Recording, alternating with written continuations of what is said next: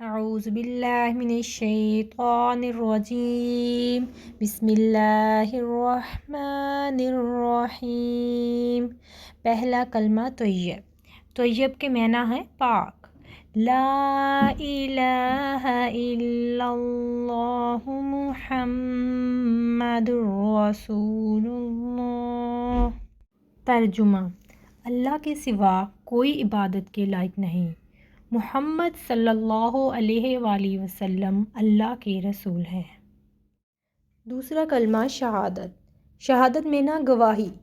اشہد ان لا الہ الا اللہ وحدہ لا شریک لہ واشہد ان محمدا عبدہ ورسولہ۔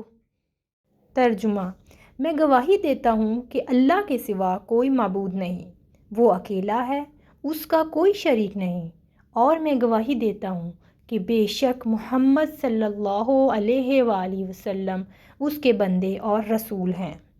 تیسرا کلمہ تمجید۔ سبحان اللہ والحمد للہ ولا الہ الا اللہ واللہ اکبر ولا حول ولا قوة الا باللہ العلی العظیم۔ ترجمہ: اللہ پاک ہے اور سب تعریف اللہ کے لیے ہے، اور اللہ کے سوا کوئی معبود نہیں، اور اللہ بہت بڑا ہے۔ گناہوں سے بچنے کی طاقت اور نیک کام کرنے کی توفیق نہیں مگر اللہ کی طرف سے، جو بہت بلند اور عظمت والا ہے۔